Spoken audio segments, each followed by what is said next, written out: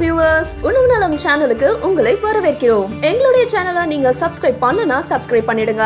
அது மட்டும் இல்லாம பக்கத்துல இருக்க பெல் சிம்பலையும் கிளிக் பண்ணிடுங்க. Health benefits of rava. வணக்கம் வியூவர்ஸ். ரவா, சிமோலினா, சூஜி இப்படியெல்லாம் ரவையை அழைக்கிறாங்க. ரவை காஞ்ச கோதுமையிலிருந்து செய்யப்படுது.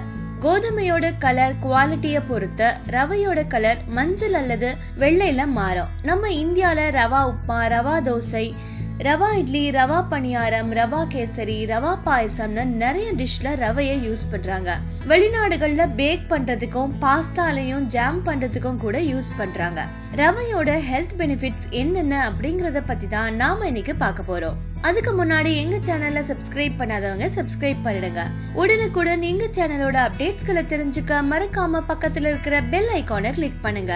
வாங்க நிகழ்ச்சிக்குள்ள போலாம். நம்பர் 1, கோதுமையில இருந்து ரவை எடுக்கிறதுனால ரவை ரொம்பவும் நல்லது. அதோட ரொம்ப நேரம் நம்ம வயிறு ஃபுல்லா இருக்கிற மாதிரியான ஃபீலிங்கா கொடுக்கும்.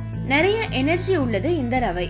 நம்பர் 2, ரவையில நிறைய பொட்டாசியம் இருக்கிறதுனால கிட்னி நல்லா ஃபங்க்ஷன் ஆகிறதுக்கு ரவை யூஸ் ஆகும்.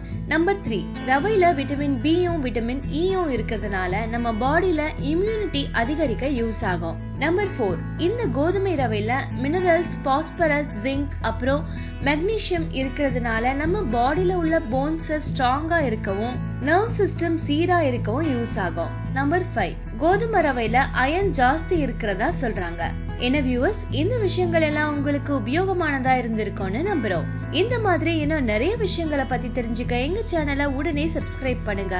நீங்க அதிகமா அக்கறை கொண்டவங்க கூட இந்த வீடியோவை ஷேர் பண்ணுங்க. இந்த விஷயங்கள் பத்தி நீங்க என்ன நினைக்கிறீங்க அப்படிங்கறத மறக்காம கமெண்ட் பாக்ஸ்ல ஷேர் பண்ணுங்க. நன்றி.